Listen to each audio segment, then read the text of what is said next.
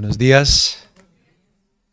Es un verdadero privilegio estar con ustedes en esta mañana. Primero que todo, porque al igual que ustedes, me he beneficiado mucho del ministerio de la iglesia en la que pertenezco, de Grace Emmanuel. Y ahora tenemos un ministerio en español, el cual el Señor levantó hace unos años y sinceramente me siento privilegiado de formar parte de ese ministerio y del seminario en el cual estudié y de poder ver la obra que el Señor está haciendo. Y es hermoso poder venir aquí a la Argentina y ver que de cierta manera la obra que el Señor está haciendo allá también da frutos en lo que está pasando aquí con el ministerio de Matías y ver cómo de muchas formas todos estamos exaltando el nombre de Jesús y queremos ser conformados a la imagen de Cristo y que el Señor está orando tanto en ustedes como en nosotros y no quiero que de ninguna manera piensen que nuestra iglesia lo ha alcanzado. Estamos en tanta necesidad, el contexto en el que yo estoy, vienen personas de iglesias rotas, de iglesias donde no se está enseñando la verdad y por ende tenemos muchas necesidades y no hay muchos siervos que hablen español en el contexto en el que yo estoy. Por ende les pedimos que oren por nosotros, nuestro ministerio. Tenemos 3 pastores que están sirviendo ahí por la gracia de Dios, pero a la misma vez, hay muchísimas necesidades y creo que de cierta forma queremos hacer las cosas bien y imitar lo que vemos en los ancianos de nuestra iglesia. Pero para mí es un privilegio poder ver que yo vengo con la voz un poquito como mala de traducir y estábamos cantando y yo canto con ustedes porque pienso en mis hermanos que están cantando allá en Estados Unidos y es maravilloso pensar que todos estamos en un día como en el Día del Señor exaltando el nombre de Jesús. Vamos a hacer un estudio en esta mañana, una exposición de Hebreos capítulo 12, así que le pido que abra sus Biblias en Hebreos capítulo 12 y vamos a hacer una lectura del versículo 1 al 3. Y mientras que llega ya, esta semana he estado pensando la confusión que hay en el mundo en el cual usted y yo vivimos. Yo no sé si en el contexto en el que usted está acá en la Argentina es igual, pero en mi país, en Colombia, hay mucha confusión. Fuera de la iglesia se le está enseñando a los niños que pueden ser lo que quieran. Se está dividiendo las personas entre géneros y entre razas y están creando división por todo lado. Pero dentro de la iglesia también hay mucha confusión, donde las personas de cierto sentido no saben lo que creen. Y de cierta forma es un gran peligro para nosotros como creyentes porque estamos perdiendo nuestra identidad de quiénes somos. Y de cierta forma estamos empezando a poner otro tipo de autoridades por encima de la autoridad máxima que es la palabra del Señor. Entonces esta mañana vamos a mirar este texto en Hebreos capítulo 12 y nos vamos a hacer esta pregunta. Si nosotros solamente somos forasteros pasando por este mundo, si estamos esperando un reino eterno, ¿cómo se ve caminar en este mundo con fidelidad? ¿Cuál es el propósito por el cual Dios te dejó en este mundo? ¿Para qué vivimos? Esta carrera en este mundo como cristianos, ¿para qué lo hacemos? ¿Para qué Dios nos dejó en este mundo? Acompáñame a leer. Voy a leer de la Biblia de las Américas, pero también voy a estar leyendo en algunos momentos de la Reina Valera y lo voy a hacer por una razón específica. Después les voy a explicar. Voy a leer del versículo 1 al 3. Por tanto, puesto que tenemos en derredor nuestra tan gran nube de testigos, despojémonos también de todo peso y del pecado que tan fácilmente nos envuelve, y corramos con paciencia la carrera que tenemos por delante. Puestos los ojos en Jesús, el autor y consumador de la fe, quien por el gozo puesto delante de él soportó la cruz, menospreciando la vergüenza, y se ha sentado a la diestra del trono de Dios. Considerad pues a aquel que soportó tal hostilidad de los pecadores contra sí mismo, para que no os canséis ni os desaniméis en vuestro corazón. Acompáñeme a orar. Señor, te damos gracias por tu palabra. Gracias porque no nos has dejado huérfanos, porque tenemos una lámpara para nuestros pies, lumbrera para nuestro camino. Oh Señor, yo pido por esta congregación, solo tú sabes las necesidades que hay aquí. Que no se aferren a la autoridad de un hombre, sino que se aferren a tu autoridad. Yo pido por estas almas que haya hambre y sed de justicia, que cada día haya un anhelo más grande de ser conformados a la imagen de Cristo. Pido por estos hombres, estas mujeres, estos niños, de que recuerden que están llamados a ser embajadores tuyos en este mundo. Fortalécelos, Señor, para ser personas que corren la carrera de la fe con fidelidad y éxito, fijando su mirada en Cristo Jesús, el autor y consumador de nuestra fe. Ayúdanos en esta mañana a entender tu palabra. Instrúyenos, confróntanos, que seamos personas que no vivimos según la carne, sino según el Espíritu. Te amamos, Señor, lo pedimos en el nombre de Jesús. Amén. Bueno, hermanos, la carta de Hebreos es una carta maravillosa. Quizás muchos de ustedes lo saben, pero no sabemos en realidad quién fue el autor. De hecho, ni siquiera sabemos si en realidad fue una carta. Muchas personas en realidad creen que era más una predicación que se hizo, porque en algunos lugares de esta carta vemos que esta persona se refiere a las Escrituras como diciendo algo como en aquel lugar dice o en algún lugar dice estas cosas. Y eso nos ayuda a ver de que en sí la carta de Hebreos fue escrita a un grupo de personas que estaban pasando por muchas dificultades. Como usted se puede imaginar, el cristianismo crece en el Imperio Romano y muchos judíos empiezan a abrazar la doctrina y la verdad acerca de Jesucristo.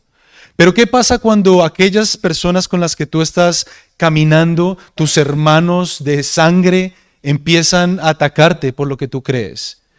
Y empieza esa tentación de volver atrás, volver al viejo pacto, volver a los viejos ritos, aquellas cosas que no podían salvar al hombre. Y esa tentación era la que había en este grupo de personas.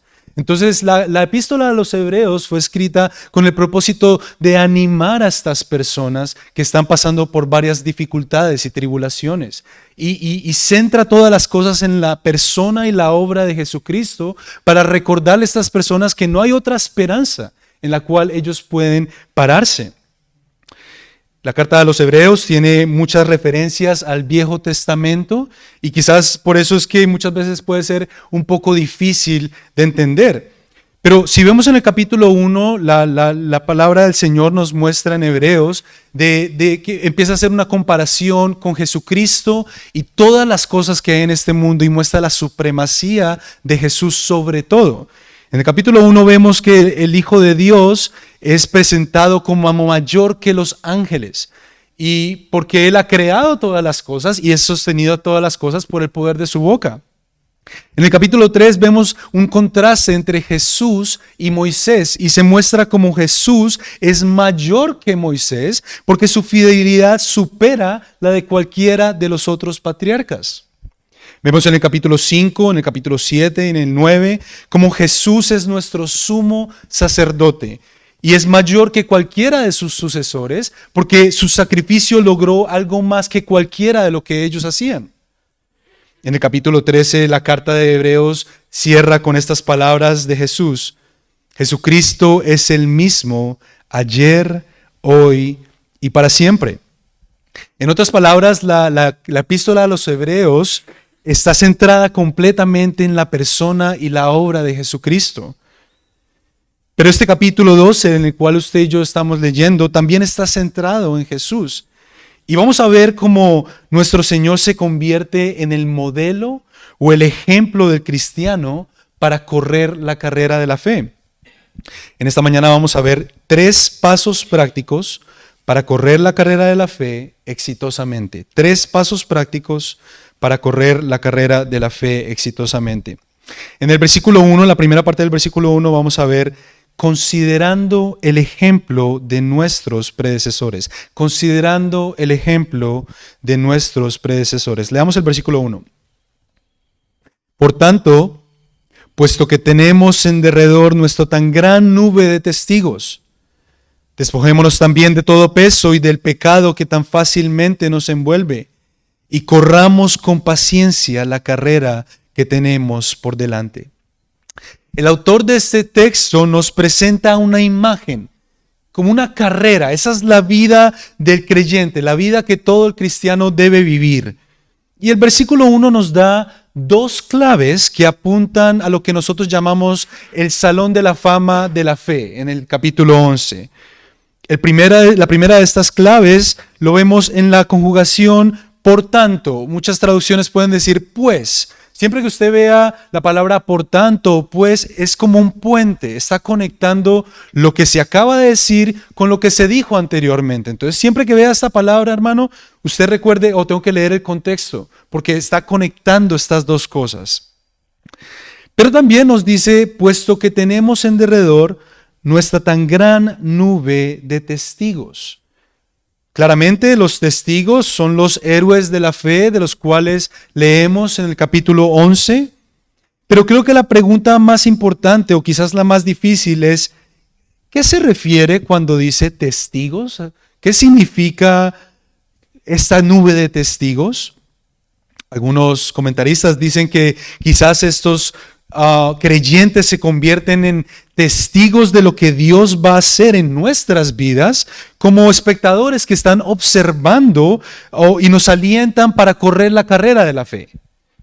Otros creen que estos hombres y mujeres en el capítulo 11 son testigos de la fidelidad de Dios en sus vidas y ahora se han convertido en ejemplos para nosotros de cómo correr la carrera de la fe. Y yo creo que esta palabra testigos es mucho más clara en este segundo punto, que estas personas son testigos de la fidelidad de Dios y ahora se convierten para nosotros como ejemplos para seguir. Miremos algunos de estos ejemplos en el capítulo 11 y observemos cómo estos creyentes fueron motivados para caminar en obediencia y fe en sus vidas. Vamos a mirar en el capítulo 11 y en el versículo 8.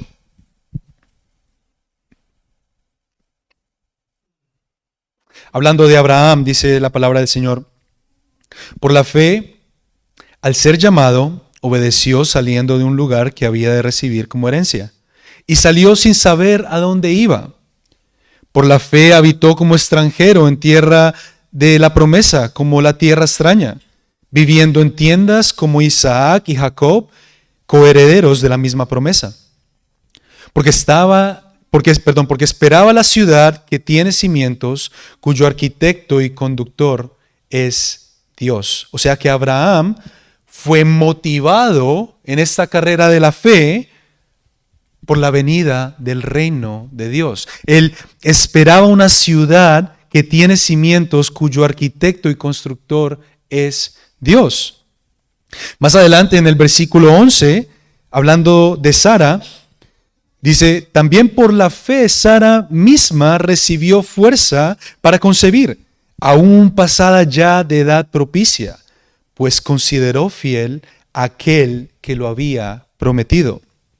Aquí Sara recibió fuerza, porque su confianza no estaba puesta en las circunstancias, de que ya estaba pasada de edad. No, dice aquí que recibió fuerzas porque consideró fiel al que lo había prometido. Consideró fiel a Dios. De igual manera, en el versículo 23, hablando de Moisés, dice, por la fe Moisés, cuando nació, fue escondido por sus padres durante 3 meses, porque vieron que era un niño hermoso y no temieron el edicto del rey. Por la fe Moisés, cuando era ya grande, rehusó ser llamado hijo de la hija de Faraón, escogiendo antes ser maltratado con el pueblo de Dios que gozar de los placeres temporales del pecado. Versículo 26. Considerando como mayores riquezas el oprobio de Cristo que los tesoros de Egipto, porque tenía la mirada puesta en la recompensa. ¿Cómo puede un hombre que tuvo acceso a todas las riquezas de Egipto cambiarlas por el sufrimiento en el desierto, por las quejas y los pecados de los israelitas, por el yugo de tener que guiar a un pueblo desobediente. ¿Cómo puede hacer esto un hombre? Él esperaba la recompensa que venía. Y les aseguro, mis hermanos, que esta recompensa que habla aquí no es una recompensa de este mundo, es una recompensa eterna. Entonces, ¿qué cosas tienen en común estos testigos en el capítulo 11? Ellos creyeron en el carácter de Dios y creyeron en las promesas de Dios. ¿Cómo estamos en eso, hermanos? Cuando pasas por dificultades, cuando pasas por dolor, ¿es tu confianza en las circunstancias que están a tu alrededor? ¿O estás poniendo tu confianza en aquel que dio la promesa? Ahora, estos testigos son ejemplos nuestros, los cuales debemos seguir como motivación para correr la carrera de la fe y de saber que servimos a un Dios que es justo, que es bueno, que es sabio, que es soberano, el cual nos ha dado preciosas y maravillosas promesas en las cuales usted y yo nos podemos parar en medio de las dificultades. Verdaderamente tenemos una gran nube de testigos. Pero muchos de estos testigos no aparecen solamente en las páginas de las Escrituras. Una práctica crucial para cualquier creyente es conocer la vida de otros hombres en la historia de la iglesia que caminaron antes que nosotros. Y en esta mañana quisiera mencionar dos personas cuyas vidas han sido un ejemplo para mi vida y han revolucionado mi fe y mi devoción al Señor. Primero pienso en un evangelista que se llama David Brainerd. David Brainerd fue un misionero en el siglo XVIII en Estados Unidos, el cual entregó su vida completamente para llevar el evangelio a los indígenas de los estados de Connecticut y de Nueva Jersey. Y este hombre, tú lees su biografía, lees acerca de un hombre extraordinario, un hombre de fe, un hombre que conocía las Escrituras y que pasaba horas y horas caminando bajo la lluvia, bajo el dolor, que incluso murió por sus enfermedades de tener que sufrir tantas veces hambre, tantas veces bajo la lluvia. Y este hombre, por la gran mayoría de su ministerio, no vio personas llegando a los caminos del Señor. Y tú dices, es una vida desperdiciada. Pero antes de su muerte y después de su muerte, cientos y cientos y cientos de indígenas en los Estados Unidos se convirtieron a Cristo. Y poder ver una vida como esa no es una vida desperdiciada, mis hermanos, porque es una vida que estaba trabajando por la recompensa. No es una recompensa terrenal, es una recompensa eterna. Brainerd decía, hablando de este mundo, mis deseos parecen ser especialmente el de desligarme de este mundo. Mi alma desea sentirse más peregrina y extraña aquí abajo, para que nada me desvíe de seguir avanzando por el desierto solitario hasta llegar a la casa de mi Padre. Otra persona que ha impactado mi vida al mostrarme lo que significa la carrera de la fe es Jorge Müller. Este hombre era un alemán que se fue a Inglaterra y empezó a levantar orfanatos. Y Jorge Müller tuvo más de 5 orfanatos y cuidó en su vida más de 10,000 huérfanos. Lo interesante acerca de este hombre es que tú lees su biografía. Fue un hombre que nunca pidió un solo peso a nadie. Desde el principio, él se propuso orar por todas las bendiciones para su ministerio y todos los recursos para su ministerio. Y tú lees su biografía y te impacta, porque tú ves a una persona que dependía absolutamente en la gracia del Señor y Dios proveyó todo lo que él necesitaba en su vida. Incluso, muy interesante, fue un hombre que recibió tanto que pudo ayudar a muchos otros misioneros durante el mundo. Incluso el misionero que fue enviado a la China, Hudson Taylor, fue enviado y ayudado por George Müller, un hombre que nunca pidió un solo peso. Esa es una verdadera fe, mis hermanos. Es confiar no en las circunstancias, no en que no tienes dinero, sino en aquel que hizo la promesa. Como estos hombres, hay muchos ejemplos, y quizás usted tiene en su vida ejemplos de la fe del pasado y del presente. Pero mis hermanos, la realidad es que el crecimiento de tu iglesia no depende del que se para aquí al frente, depende de cada uno de ustedes. ¿Cómo estamos en cuanto a nuestra piedad? ¿Cómo está nuestro tiempo de intimidad con el Señor en oración? ¿Somos personas que escudriñamos las Escrituras? ¿Somos personas que estamos constantemente pensando en las cosas eternas? Cuando tienes una conversación con un hermano, con una hermana, ¿está la palabra de Cristo abundando en tu boca? Porque la edificación de la iglesia, dice Efesios capítulo 4, depende de cada una de sus coyunturas, de cada miembro de la iglesia. Entonces, no queremos solo mirar a estos héroes, mirar esta nube de testigos, queremos ser estas personas piadosas, creyentes, dependientes del Señor, conocedores de su palabra, y vivir de tal manera que honre al Señor. El capítulo 11 de Hebreos nos da una descripción de la fe como la certeza de lo que se espera y la convicción de lo que no se ve. ¿En qué estás esperando tú, cristiano? ¿Cuál es tu motivación para correr la carrera de la fe? ¿Son las riquezas? ¿Es tu familia tu esperanza?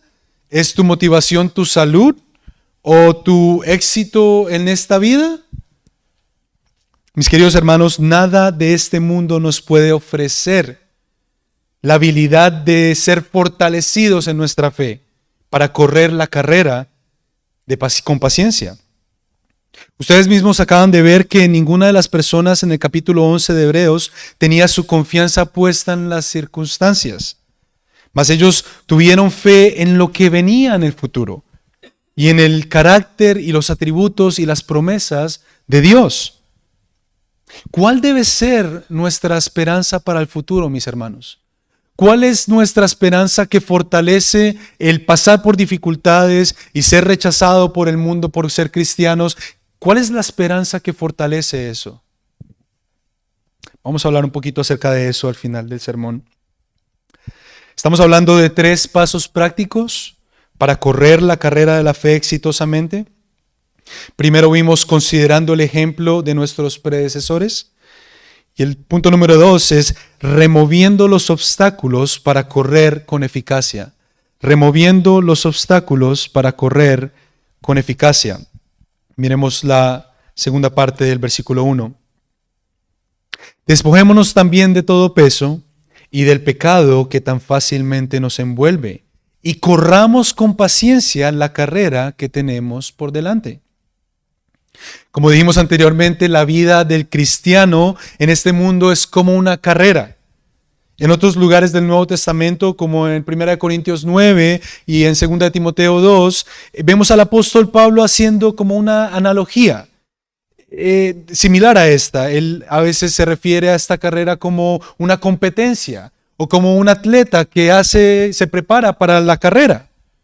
Como vimos en el primer punto, en el versículo 1, en esta carrera el atleta es motivado por las personas que ya corrieron exitosamente en el pasado. Quizás en este momento podemos pensar en las personas que motivan a los atletas de este mundo, los Manu Ginóbili o los Messis de este mundo, ¿cierto? Pero nosotros también tenemos nuestros testigos, nuestros ejemplos a seguir para correr la carrera con eficacia. La pregunta es si pasamos tiempo considerando estas vidas.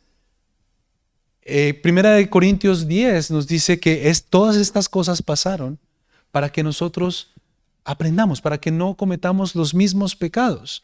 Mirando hacia el Viejo Testamento, somos personas que estamos considerando constantemente estas verdades, estas personas, para caminar de una manera que verdaderamente honre al Señor.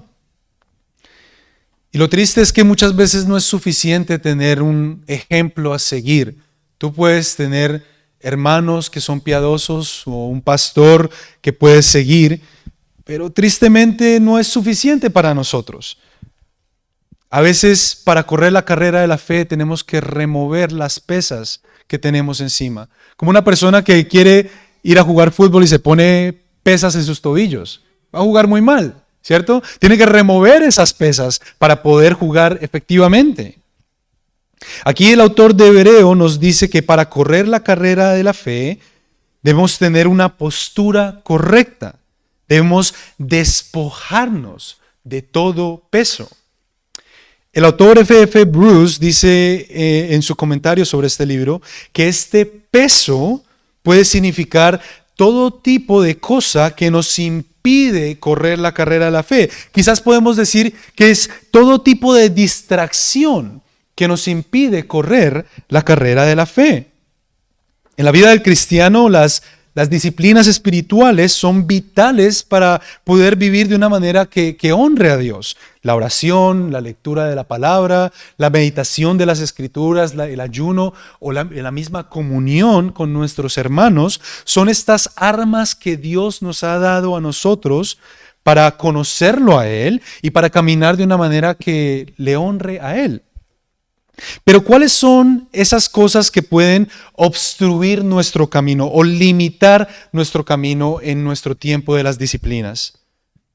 La lista es muy larga, quizás es algo difícil de describir porque por un lado Dios nos ha dado libertades. Tú puedes disfrutar del partido de fútbol, de caminatas en la naturaleza, de tiempo con tu familia, de invitar hermanos a la casa a tener un tiempo de comunión. Puedes dormir, puedes leer, tienes un montón de libertades que no son malas por sí mismo. Pero muchas veces cuando no lo usamos en moderación, estas libertades que tenemos se pueden convertir en distracciones para nuestra vida que limitan nuestra manera de vivir como cristianos.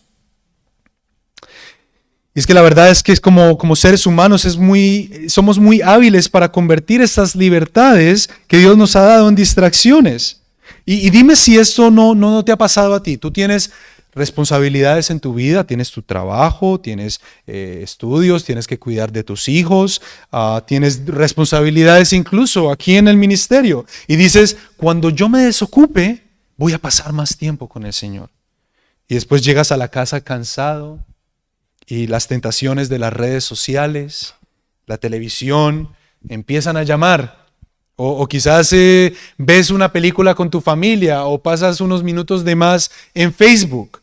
Y cuando es tiempo de orar, cuando es tiempo de leer la palabra del Señor, ya no tienes ganas de hacerlo. ¿No les ha pasado? Como que uno pierde la fuerza, el deseo. ¿Por qué pasa esto? Mis hermanos, nunca he conocido una persona que consuma su vida en las distracciones de las redes sociales y de la televisión o durmiendo y a la misma vez pueda pasar horas a diario estudiando las escrituras y en oración. No la conozco. Si usted la conoce, me la muestra. Este llamado a despojarnos de las distracciones nunca ha sido más necesario para una generación como la nuestra. A veces queremos pintar a estos otros cristianos del pasado como más piadosos porque pasaban mucho tiempo memorizando las escrituras y orando. Pero ellos nunca tuvieron los retos que nosotros tenemos. Nunca tuvieron tantas áreas compitiendo para nuestra atención. Billones de dólares se gastan en patrocinios y en anuncios en las redes sociales. ¿Y por qué crees que se paga tanto dinero en eso? Pues porque funciona. Agarra tu atención, te quita la vista de lo que es importante. Las redes sociales están diseñadas para cautivar y retener nuestra atención. Entonces, nuestra batalla para correr la carrera de la fe nunca ha sido más fuerte que en este momento. Y creo que es tiempo de examinar nuestras vidas y mirar cuáles son estas distracciones que me remueven mi tiempo de devoción y mi tiempo de caminar junto con Jesús. La Biblia nos dice que en su presencia hay multitud de gozo, en su diestra hay placeres para siempre, que un día en su presencia vale más que 1000 lejos de ella. Y hermanos, si esto es cierto, si en la presencia de Dios hay multitud de gozo, y estamos desperdiciando nuestro tiempo con las distracciones de este mundo, creo que tenemos que empezar a examinar nuestras vidas y pensar, ¿en realidad estoy agradando al Señor? ¿O estoy poniendo un montón de cosas, un montón de peso encima mío que me limita para caminar como agrada a Dios? Volvamos a nuestro texto, capítulo 12. Aquí no solamente nos llama a remover todo peso, sino también el pecado que tan fácilmente nos envuelve. La Reina Valera utiliza la palabra asedia, el pecado que nos asedia. Esta palabra tiene la imagen de cercar un lugar, como cuando tú pones una cerca alrededor de tu casa. Pero la palabra en griego se acerca mucho más a lo que dice la Biblia de las Américas. Es el pecado que tan fácilmente nos envuelve. Este pecado no solamente limita nuestra habilidad para correr la carrera al envolvernos, sino que también lo hace con mucha facilidad. En el momento de la conversión, Dios ha removido un corazón de piedra y te ha dado un corazón de carne y un nuevo espíritu. Pero el cristiano tiene que vivir con la realidad de seguir viviendo en esta carne, ¿cierto? Gálatas 5:17 dice que el deseo de la carne es contra el espíritu y el deseo del espíritu es contra la carne. El espíritu desea obedecer al Señor, correr la carrera con fidelidad, y la carne desea todo aquello que no le agrada a Dios y que se opone a Dios. Y esta idea que vemos en Hebreos lo es plasmado por muchos lugares en el Nuevo Testamento. Dios ha dejado a sus hijos en este mundo. Ellos son embajadores de Dios en esta tierra. ¿Con qué objetivo? De vivir una vida justa, sobria y piadosa. ¿Para qué? Para que por medio de ti y por medio de mí otras personas lleguen al conocimiento de la verdad. En otras palabras, tú eres el Evangelio. Tú eres esa presentación del Evangelio. No puedes esperar hasta que la persona que tú quieres que se convierta la traigas a la iglesia. Tú tienes que ser ese testimonio. Es esa nube de testigos en la cual tú tienes que estar. Tú estás llamado hasta ahora, mi hermano y mi hermana. Mateo 6:24, vamos a leerlo. Mateo 6:24. Para vivir piadosamente debemos matar el pecado que tan fácilmente nos envuelve y limita nuestra devoción. Pero ¿cuál es el problema del ser humano? Uno de mis maestros del seminario, el doctor Semek, dice que el corazón es una factoría de ídolos. Es donde fácilmente ídolos crecen. Dice Mateo 6:24, nadie puede servir a dos señores, dice el Señor Jesús, porque aborrecerá a uno y amará al otro, o se apegará a uno y despreciará al otro. No puedes servir a dos dioses. ¿Cuáles son las áreas de tu vida en la cual estás invirtiendo tu tiempo, tu deseo, tu dinero, tus pensamientos, tus anhelos? ¿Es Dios? Porque si estás haciendo eso con otras áreas de tu vida, mi hermano, te digo, ese es tu ídolo. Y estás sirviendo esa área de tu vida. Y Dios te dice, no, remueve ese peso y el pecado que tan fácilmente nos envuelve. No podemos servir a dos señores. Tienes que preguntarte, ¿dónde está tu alianza? ¿A quién sirves tú? Cuando tú dices Señor en tu oración, ¿a qué te refieres cuando dices eso? ¿A quién le estás hablando? ¿Eres tú un siervo de Cristo o eres un siervo del mundo? No puedes servir a dos señores. Entonces la Biblia nos enseña de que nosotros hemos muerto al pecado. Nuestra relación ha cambiado con el pecado. Y la pregunta es, si yo ya he muerto al pecado, ¿cómo puedo seguir caminando en el pecado? La Biblia da la descripción de un cristiano como una persona que no le da confianza a la carne, Filipenses 3,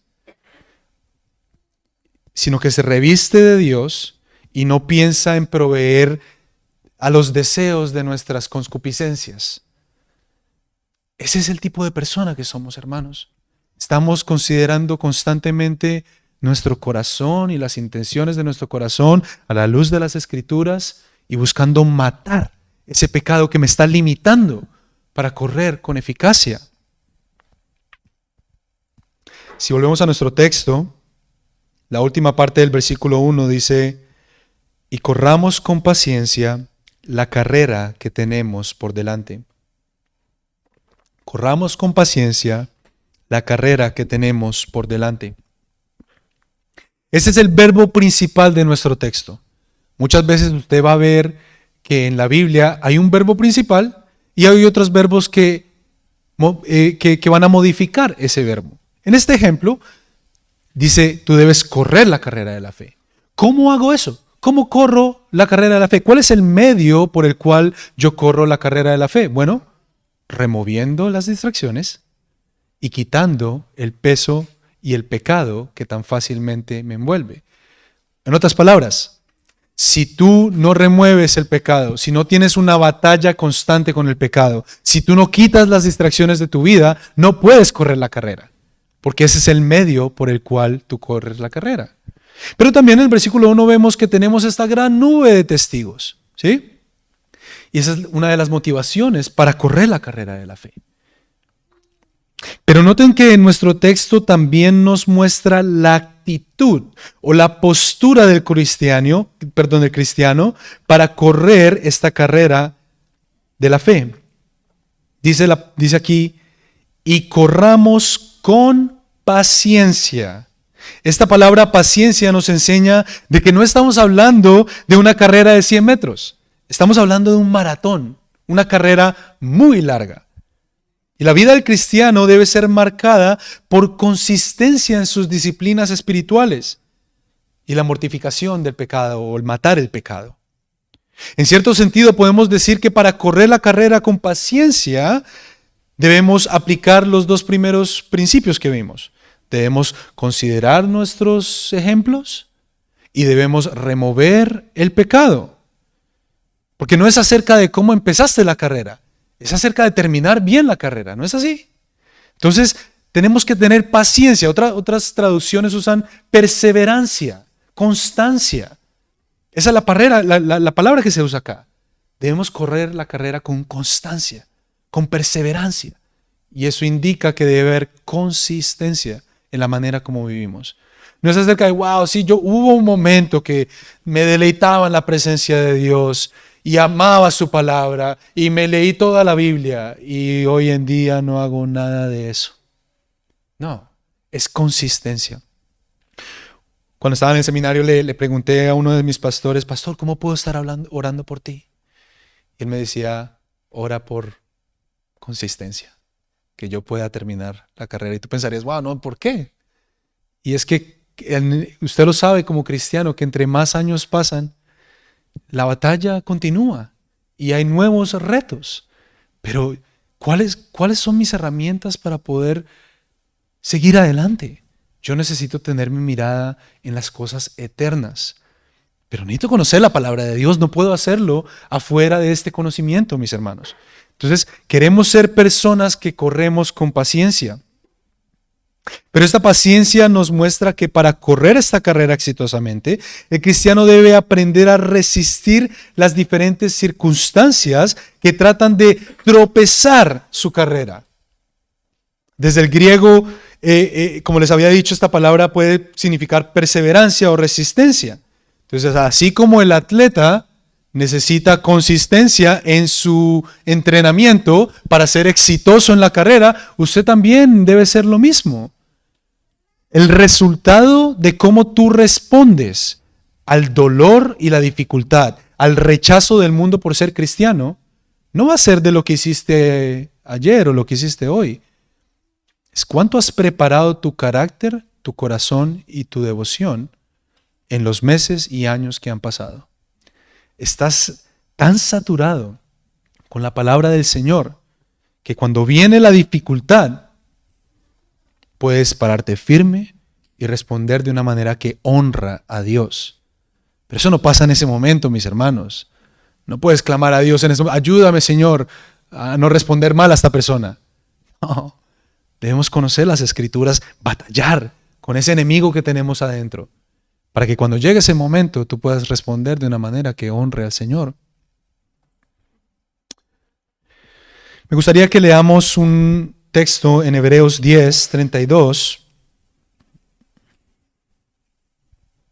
Como les había dicho, esta carta fue escrita a un grupo de creyentes judíos que estaban sufriendo aflicciones y tribulaciones a causa de su fe.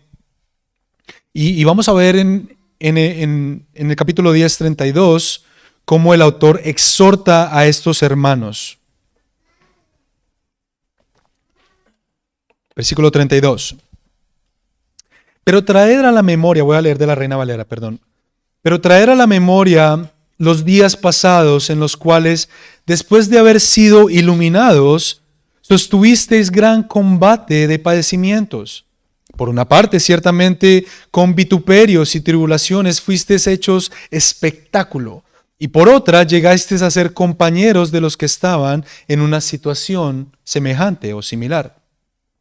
Mira lo hermoso de esta exhortación. Hebreos no es solo un libro para estas personas que han pasado por aflicción, sino también para las personas que los acompañan como hermanos. Dice aquí: por una parte, ciertamente con vituperios y tribulaciones fuiste hechos espectáculos, o sea, fuiste atacado. Y por otra, llegasteis a ser compañeros de los que estaban en una situación semejante. En este mismo momento hay cristianos en el mundo que están sufriendo mucho. Y el hecho de que tú no estés sufriendo de la misma manera no te hace menos cristiano o más cristiano, o no te quita el hecho de que este mensaje de Hebreos es para ti también.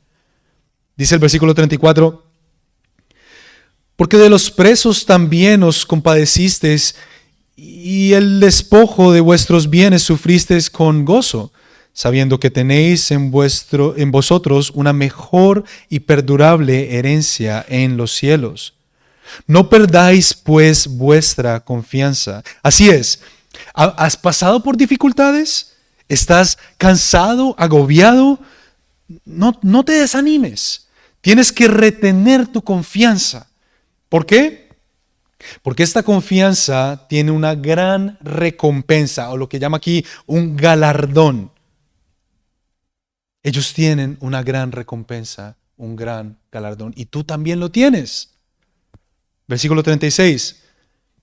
Porque os es necesaria la paciencia para que, habiendo hecho la voluntad de Dios, obtengáis la promesa. Hermanos, esto es maravilloso. Nuestro autor sabe que estos hermanos están débiles y necesitan fuerza para correr la carrera. Y les dice: ¿ustedes necesitan paciencia o perseverancia? Porque el resultado de resistir en medio de las dificultades es que van a obtener esta promesa. Y como vimos al final del versículo 34, esta herencia es mejor o más perdurable. Como decía Pablo en Romanos 8:18, pues considero que los sufrimientos de este tiempo presente no son dignos de ser comparados con la gloria que es de ser revelada. El sufrimiento que tú pases en este mundo no se compara con la gloria venidera. La pregunta es si estás en Cristo. Porque esa gloria venidera es para el cristiano, no para el que no es cristiano. Ahora, quiero que nos detengamos un momento para ver el fluir de ideas que Hebreos nos quiere presentar en estos 3 capítulos, 10, 11 y 12. Él llama a sus lectores a tener paciencia en medio de sus aflicciones, porque tienen una posesión o una recompensa, un galardón que es mucho mejor o más duradero que cualquier otra cosa. Pero después, en el capítulo 11, nos da varios ejemplos de esta gran nube de testigos y cómo debemos imitar a estas personas para correr la carrera de la fe. Y por último, en el capítulo 12, vamos a ver en el versículo 2 que nos muestra nuestro máximo ejemplo a seguir, que es nuestro Señor Jesucristo. Y nos dice, pon tu mirada en Jesucristo. Eso nos lleva a nuestro último punto en esta mañana. Contemplando el ejemplo de nuestro Redentor. Contemplando el ejemplo de nuestro Redentor. Versículo 2 del capítulo 12. Puestos los ojos en Jesús, el autor y consumador de la fe, quien por el gozo puesto delante de él soportó la cruz, menospreciando la vergüenza o el oprobio, y se ha sentado a la diestra del trono de Dios. Considerad pues aquel que soportó tal hostilidad de los pecadores contra sí mismo, para que no os canséis ni os desaniméis en vuestro corazón. En la primera sección vimos nuestra necesidad de considerar esta gran nube de testigos como motivación para correr la carrera de la fe. Ahora el autor nos exhorta a contemplar o observar o poner tu mirada a la dirección de Cristo. El verbo que se usa aquí tiene una idea muy precisa. Es como cuando tú estás hablando con tu hijo, le estás diciendo algo a tu hijo y él está en su celular o está con su juguetico y no te pone atención y tú le dices, mírame a los ojos, remueve tu mirada de eso, ponme atención. Ahora ves por qué es tan importante despojarte de las distracciones y del pecado que tan fácilmente nos asedia. Hebreos nos dice, no puedes mantener tu mirada en las distracciones y en el pecado y a la misma vez poner tu mirada en Cristo. Es como yo mirar aquí, no puedo mirar para el cielo si estoy mirando hacia acá. No, remueve tu mirada de estas cosas y pon tu mirada en Cristo Jesús, el autor y consumador de la fe. En esta sección vamos a ver la naturaleza y la motivación de nuestro Redentor. La naturaleza y la motivación de nuestro Redentor. Hebreos le llama el autor y consumador de la fe. Y entender lo que esto significa es un poco difícil. Los diferentes comentaristas de este versículo difieren en lo que esto puede significar. Por un lado, se puede decir de que Jesús es el que empieza y el que termina la obra de la fe en nosotros.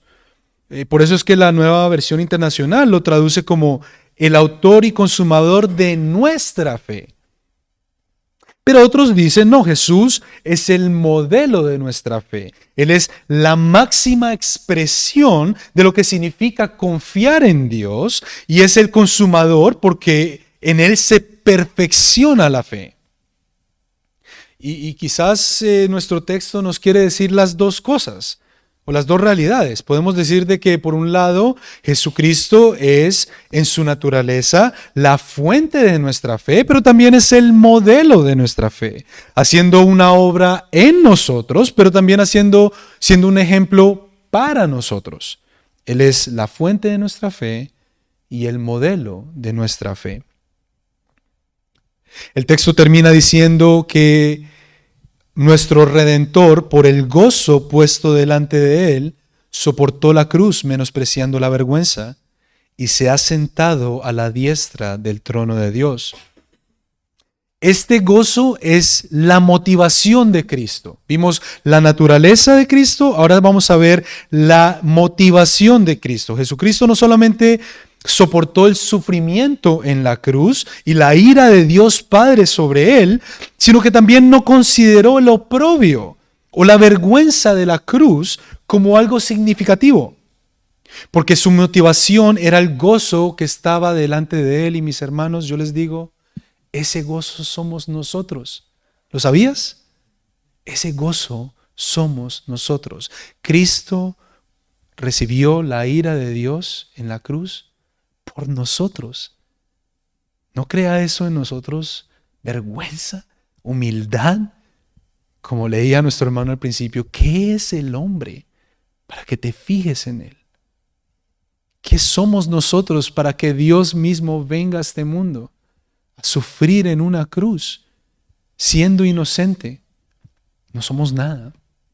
Y por eso ahora vivimos y corremos la carrera de la fe con fidelidad, con obediencia, con amor, con esfuerzo, porque somos ese gozo por el cual Cristo murió. Por último, la palabra nos dice en el versículo 3, considerad pues aquel que soportó tal hostilidad de los pecadores contra sí mismo, para que no os canséis ni os desaniméis en vuestro corazón. Y de este versículo podemos sacar un sermón por completo, mis hermanos, se los aseguro. Dios nos dejó en un mundo en el cual tenemos varios enemigos.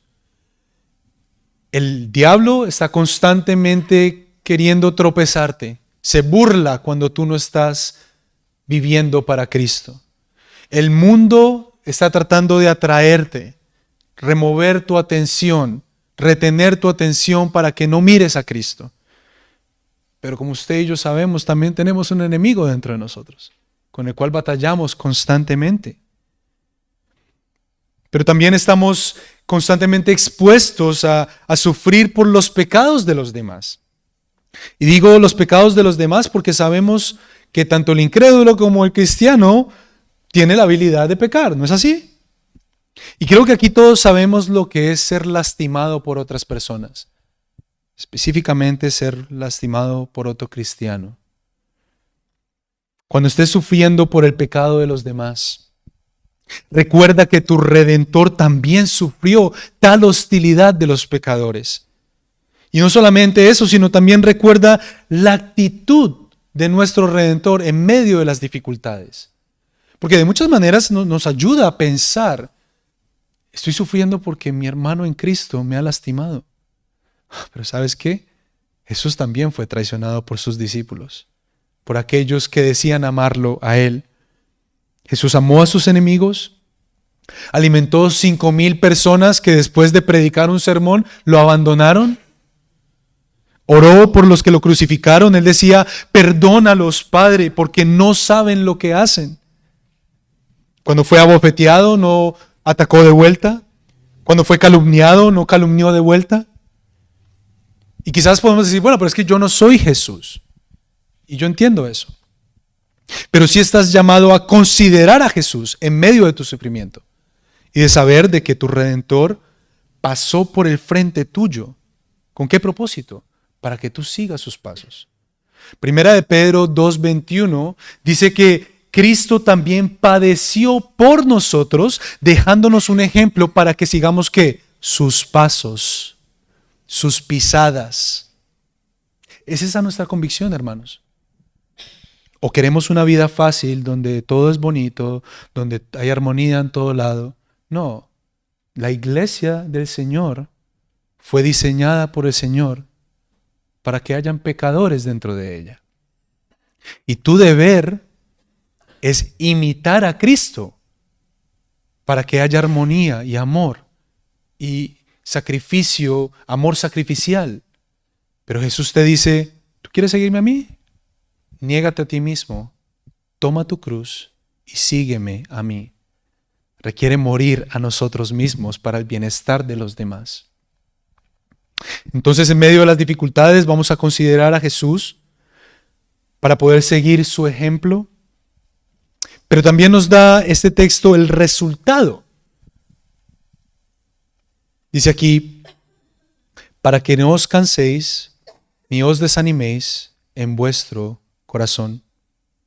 Cuando estés pasando por dificultades, ¿tú crees que poner tu mirada en Cristo, que mirar su vida, mirar su actitud, su respuesta al pecado de los demás, va a ser un poder que te va a ayudar a ti a no desanimarte? ¿Confías de que tu Redentor tiene el poder de sostenerte en medio de las dificultades? Aquí lo dice, considera a Cristo, porque el resultado es que no te vas a desanimar en tu corazón. Todo regresa de vuelta hacia la fe, ¿no es así?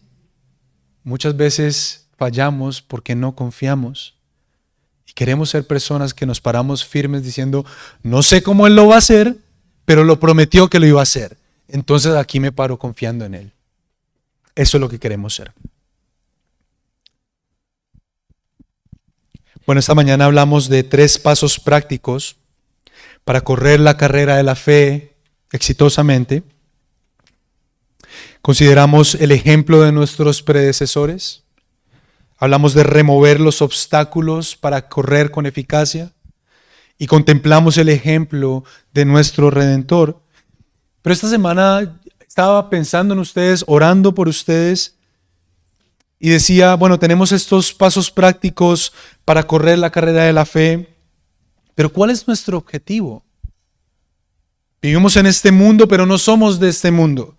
Somos peregrinos, caminando hacia ese lugar eterno. ¿Cuál debe ser nuestra esperanza para el futuro, mis hermanos? Por favor, abran sus Biblias a Tito capítulo 2. Tito capítulo 2. Y vamos a leer del versículo 11 al 13. Mientras que llegan ahí, pensamos como Hebreos 11 nos hablaba de que Abraham buscaba la ciudad con cimientos cuyo arquitecto y constructor es Dios. De que Sara miró el perfecto carácter de Dios y creyó en aquel que hizo la promesa.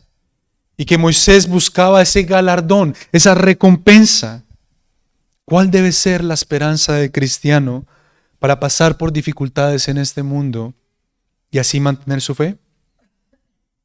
Pienso en 2 cosas. Primero, el cristiano debe ser una persona marcada porque tiene la certeza del regreso de nuestro Salvador.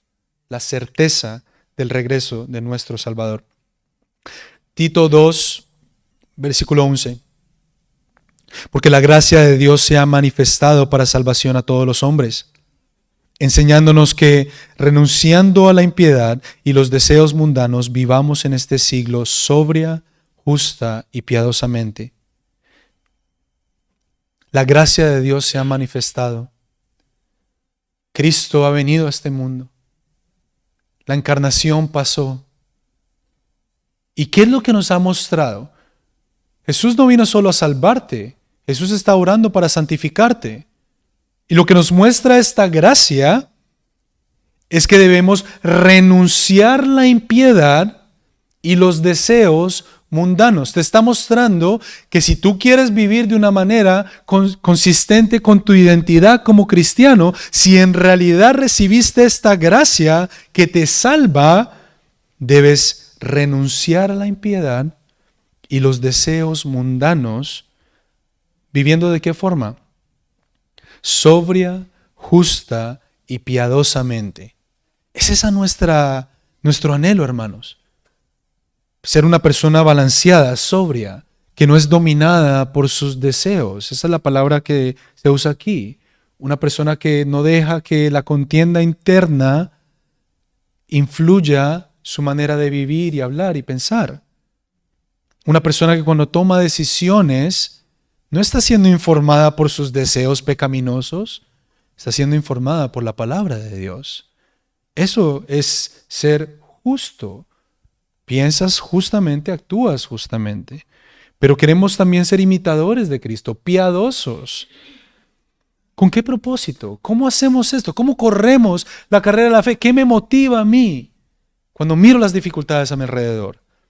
Dice aquí de estas personas, del verdadero cristiano, versículo 13, aguardando la esperanza bienaventurada y la manifestación gloriosa de nuestro gran Dios y Salvador, Jesucristo.